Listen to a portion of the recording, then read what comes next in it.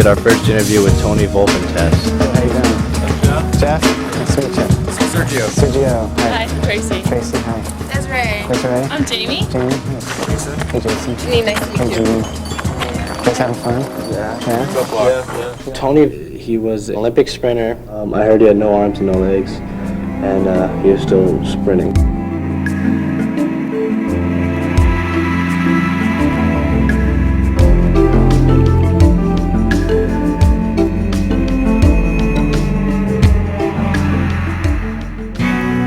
I'm just as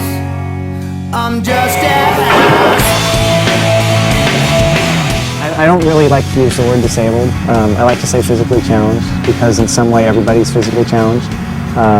Some of you wear contacts. You wear I do. contacts. 100 years ago that was considered to be a disability because you couldn't see. But now through technology, it's so common for people to wear glasses or contacts that it's just considered to be mainstream. And as prosthetics get better, and for wheelchair individuals, as the chairs get better and more technologically advanced, and it's becoming more mainstream, I think that term's starting to dissolve. How often do you race? I race about 10 times a year, 10 meets a year anyway, and there'll be usually 1 or 2 races per meet, so about 20 times a year. There's not a lot of amputee races out there yet. There's becoming more, but I like getting out and racing the so-called able-bodied guys.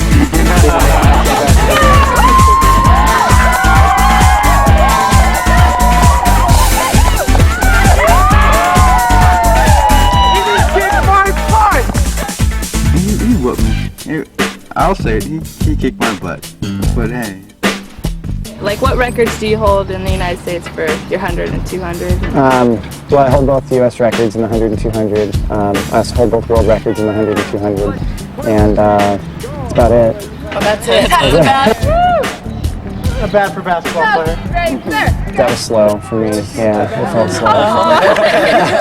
slow. Sorry. Well, it's fast for me, right?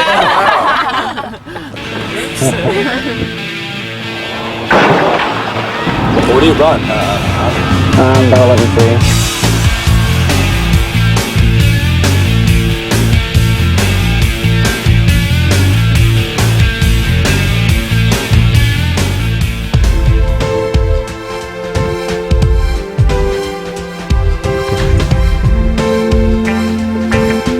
Average male runs the 100 in about a 12.2, 12.3, and that's about what you're running just now. So it's not too bad. I mean, that's right there.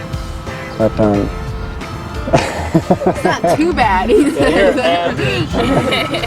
What was your childhood like, growing up with prosthetics, stuff like that? the prosthetics I wore growing up were really kind of bulky and cumbersome, and I never really was comfortable with them. Those shoes that you see me walking around that I came here on, it was kind of my idea, my dad's idea. Just make something that's functional. I don't care what it looks like. I just want to be able to slip them on, slip them off real fast. I mean, how long does it take you to put a pair of shoes on? 30 seconds, maybe a minute. Being a kid, I didn't really care. In fact, I used to think I was the Bionic Man. And there was a big log that a friend of ours had outside their house, and I thought, hey, I'm the Bionic Man. I can break this log if I kick it hard enough. So I went up and I kicked it, and the foot snapped right off the end of the leg. I came walking into my parents with my foot in my hand, and they said, well, what are you doing? Well, I'm the Bionic Man. I can do anything. So that kind of was the way everything went when I was growing up. I always thought I was more than I was. I think that was key. Did people treat you different, or? I went to a private grade school and middle school, and when you have nuns as teachers, you can't really get away with a lot of teasing.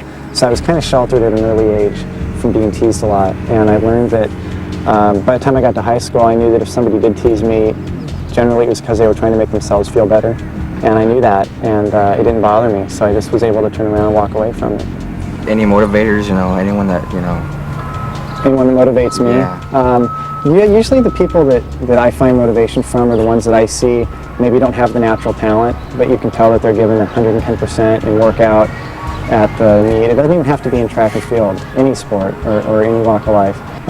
That kind of inspires me because I think I was there at one point, and hopefully people can draw some of that off me too.